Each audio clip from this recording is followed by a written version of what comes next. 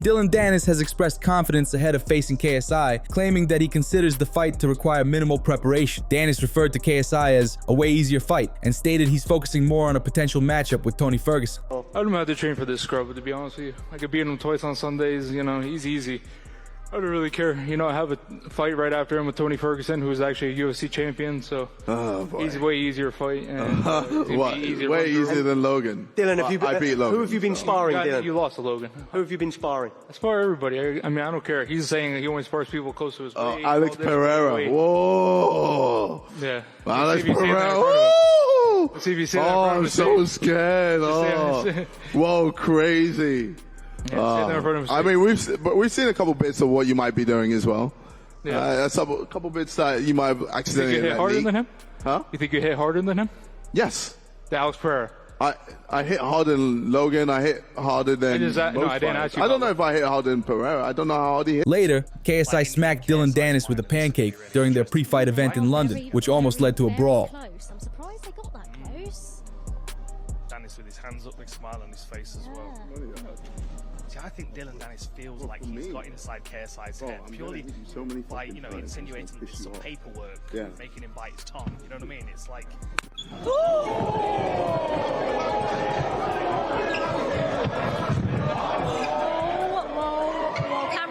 camera's gone, okay. Did you see that coming? I did not see that coming.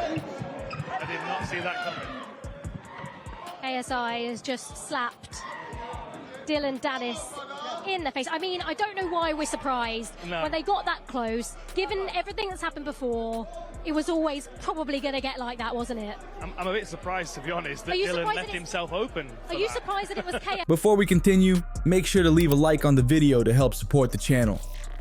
Aljamain Sterling predicts Alexander Volkanovski will decisively defeat Diego Lopes at UFC 314 for the vacant featherweight belt. Sterling believes Volkanovski's well-rounded skills and pacing give him a significant advantage over the more one-dimensional and aggressive Lopes, especially if the fight progresses into later rounds. I think Volkanovski is going to put the beats on Lopes. Do you have beef with Diego Lopes? No. But I would have said that more respectfully had him and his manager not tried to attack me as if I said anything disrespectful to them. I would have been more politically correct about it. But I truly do think Volk is going to put the beats on him. And you don't think... And I'm going to give them the reason why Volk is going to whoop that ass. All right, let's hear it. And they can use this as hate, or they can use it as fuel to improve and get better and give themselves a fighting chance. This is free game. Volkanovski is coming with a vengeance. He is in phenomenal shape. What he does great versus what Diego Lopes does great is not the same. Volk is super well-rounded. He's strong in every single department. Maybe not a submission specialist, but he's very hip to the grappling game, where Diego Lopes is a very good grappler in terms of submission threats. But when it comes to striking, he is an all-or-nothing guy in the first round. There's no pacing about for Diego Lopes.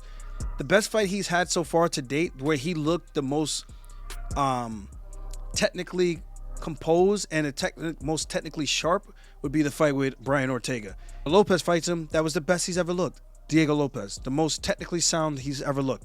You watch a lot of his other fights, the short notice with Dan Ige. Dan Ige's a dog, though.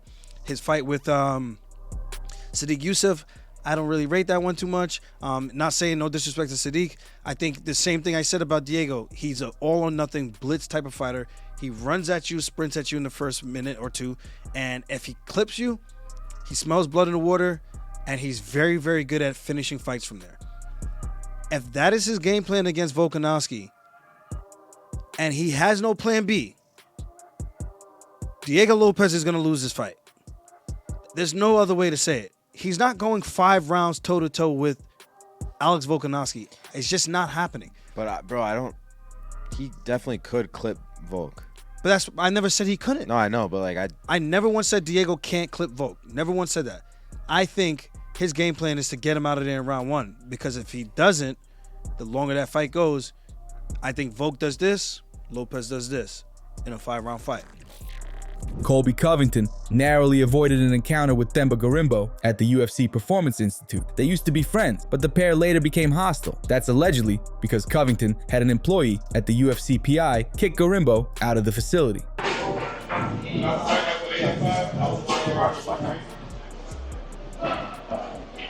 These hoes down there. The ungrateful motherfucker who we used to feed. I think we should just go fucking train around him, actually.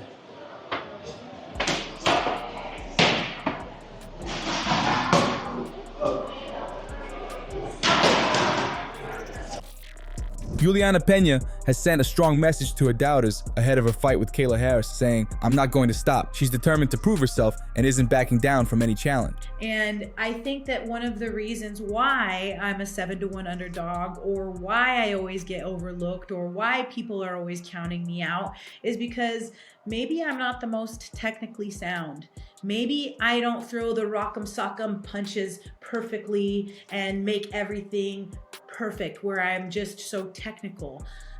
Maybe I didn't train martial arts or throw my very first punch until I was 19 years old, and never was in any wrestling as a young kid, or judo as a young kid, or never was in any martial arts until that time of throwing a punch for the first time at 19 years old, and maybe don't have the experience that these other girls have.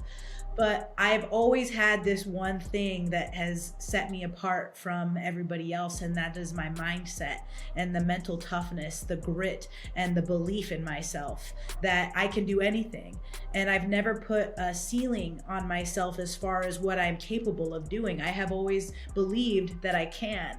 And when you have that mental toughness of, I don't care what you do, I'm still gonna get up and I'm still gonna keep coming at you a million miles an hour, it's really hard to defeat someone like that. When you throw the kitchen sink at someone and they get up and they say, "Is that all you got?" It's mentally defeating for them.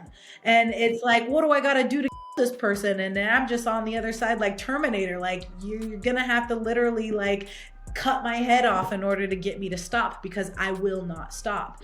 And I think that attitude of never giving up or never stopping and always being relentless no matter what is kind of why I've had any amount of success that I've had, because I might get thrown on my head, but then you're gonna have to be careful about what I do after I get thrown on my head. I may get taken down, but then you're gonna have to be worrying about you getting elbowed in the face or punched, because I'm not going to lay down, and I will not lay down. Like I said, the only one that I'm laying down for is my Lord and Savior Jesus Christ. And Juliana Peña also talked about the importance of facing Kayla Harrison compared to a trilogy fight with Amanda Nunes. Kayla Harrison, absolutely. The next one. I've, out of everybody? Nice. Yeah, absolutely, because that's fresh. That's current. I don't want to be living in the past. I don't want to be like stuck in the past. I want to be moving forward and keep things pushing over here. And that's Kayla Harrison. That's the one that I have my eyes on. That's my target. That's my goal. And it would mean the most to me. And I'm not unfamiliar to this territory. I was an 11-1 underdog with Amanda Nunes. So 7-1, that's pretty good. Wow. If you haven't already, please like this video and subscribe. If you don't, you'll miss out on daily MMA news and people will think you're a casual. Justin Gaethje aims to embrace his past World Series of Fighting, WSOF style, for his UFC 313 match. Focusing on delivering high intensity and aggressive performance, Gaethje stated, "It's time to bring back the violence. This plan signals a return to the uncompromising approach that first made him a formidable fighter." I think he's got some of the best striking skills, and he's one of the most dynamic strikers in the UFC at this weight class. Yeah, I think it's going to be very similar. I think I got to, really control his feet and control the pace, and, trust in my cardio. I've been working so hard, and I think, my confidence in my ability to sprint for 15 minutes is going to be a huge factor here. I think I fell into a tendency to not move forward as much as I should in this sport. And if you look at the champions, they're moving forward 70-80% of the time, and I think that has to be implemented if you want to be successful in this sport. And I think that's where I kind of through Chandler and Fiziev, I kind of found success with being safer, and ultimately that's not the answer. The idea of Justin Gaethje and safe scares me, but I do understand what you're saying, and I have noticed sort of the composure you've executed in the last few fights. If you watch the World Series of Fighting, Gaethje, that's who you're gonna see with just more refined. I'm obviously have much better skills than I did in those days, and that's my mindset. Robert Whittaker believes Alex Pereira will retain his title against Magomed Ankalaev at UFC 313, as long as Ankalaev doesn't foolishly attempt to stand and trade with Pereira. Whittaker expressed, like I said, if Ankalaev doesn't drop level within in the first 3 minutes, I don't think he makes it out of the first round. I don't want to be in that. I don't want to be striking with that guy. Yeah. Period. He hits like a truck. He's very comfortable and confident at standing. So, yeah, you have to get him on his back in that first round. Whittaker himself aims to return to the octagon in June, possibly facing Sean Strickland. It's the fight to I'll make. fight Strickland. I'll fight Strickland. I'll fight Strickland in June. Okay. That'd be good. If obviously he got his nose broken pretty bad, I don't know. How long would it tip if you got a broken nose like that? Know. How long would it take for you to return if it was just... I don't know. June's a fair whack away. It is. I'll fight him in July. All right. I don't care. It's kind of funny, the fact that you two have been in the top rank for a decent amount of time and you haven't fought each other. It's the obvious fight to make. It really is. And I want to fight him. Do you? Yeah, he pissed off some people. He did. I feel like he deserves one or two. Leon Edwards plans to reclaim his welterweight title from Belal Muhammad by the end of 2025, but Muhammad thinks it's unlikely anytime soon. Laughing off Edwards' intentions, Muhammad tweeted, "Someone tell him he got 3 long years ahead of him." Previously, Edwards was accused by Muhammad of avoiding their rematch after their initial fight ended in a no contest.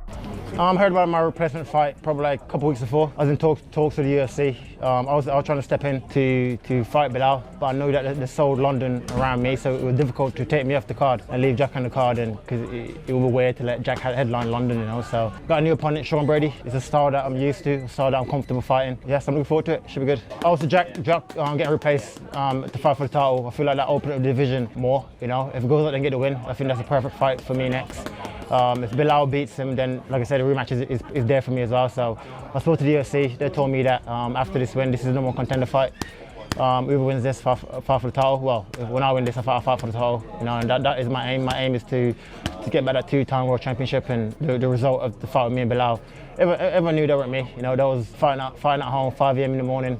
There's a lot of things that went into it that played a part in the performance, So I can't wait to get back in there and just set everything right, And I think it all starts with. That's all for today. Make sure you like, comment, and subscribe for more MMA content. And if you missed yesterday's news, click the video on the screen to get caught up.